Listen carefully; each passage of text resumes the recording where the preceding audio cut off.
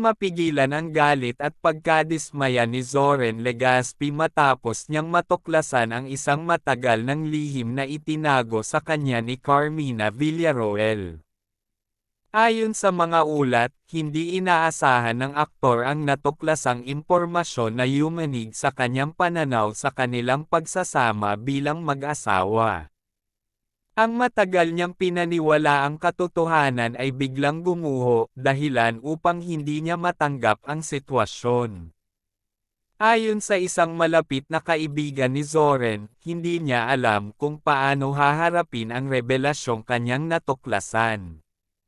Sa loob ng maraming taon, ibinigay niya ang kanyang buong tiwala at pagmamahal kay Carmina, ngunit ngayon, pakiramdam niya ay para siyang nabuhay sa isang kasinungalingan.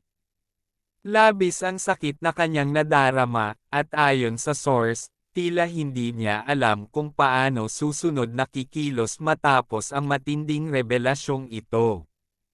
Nang kanyang komprontahin si Carmina, hindi niya napigilan ang kanyang emosyon.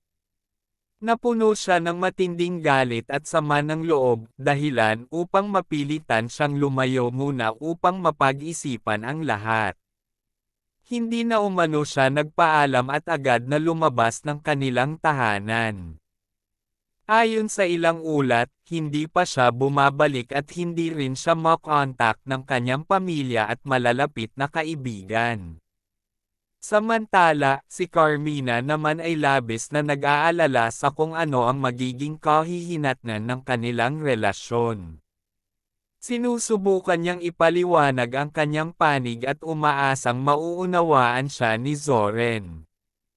Ayon sa isang malapit sa aktres, hindi niya intensyon na saktan ang kanyang asawa, ngunit natakot siyang sabihin ang katotohanan noon pa man. Ngayon, alam niyang hindi na niya ito matatakasan at kailangan niyang harapin ang galit ni Zoren. Hindi pa malinaw kung ano ang magiging desisyon ni Zoren matapos ang revelasyong ito. Sa ngayon, nananatiling palaisipan kung magkakaroon pa ba ng pagkakataong maisalba ang kanilang pagsasama o kung ito na ang simula ng isang hindi maiiwasang hiwalayan. Maraming espekulasyon ang lumalabas, ngunit ang sigurado lang sa ngayon, hindi basta-basta matatapos ang isyong ito. Habang ang buong showbiz ay abala sa balitang ito, nananatiling tahimik si Zoren Legaspi, at hindi pa rin nagpapakita sa publiko. Ang mga malalapit na kaibigan ni Zoren ay nagsasabi na patuloy siyang nag-iisa at hindi pa kayang harapin ang mga tao, lalo na si Carmina. Ayon sa isang kaibigan ng aktor, hindi pa siya handang makipag-usap. Naguguluhan siya at tila hindi pa niya kayang magdesisyon kung ano ang susunod. Samantala, si Carmina naman ay patuloy na nagpapakita ng pagsisisi at nagpapakumbaba. Marami sa kanyang mga kaibigan ang nagsasabi na ginagawa niya ang lahat ng makakaya niyang hakbang upang ayusin ang lahat, ngunit ang galit ni Zoren ay tila matindi at mahirap alisin. Hindi niya gustong mawalan ng pamilya, pero alam niyang hindi ganoon kadali ang lahat, ayon sa source.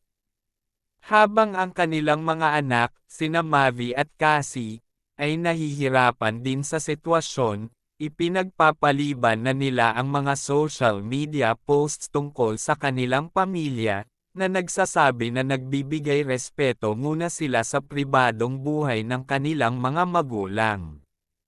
Nais nilang maging sensitibo sa nararamdaman ng kanilang ama at ina, at tila hinahanap din nila ang pagkakataon para makausap si Zoren sa personal. May mga kumakalat na balita na si Zoren ay magsasagawa ng isang pribadong pag-usap kay Carmina upang magkaayos, ngunit wala pang formal na kumpirmasyon mula sa kanilang panig.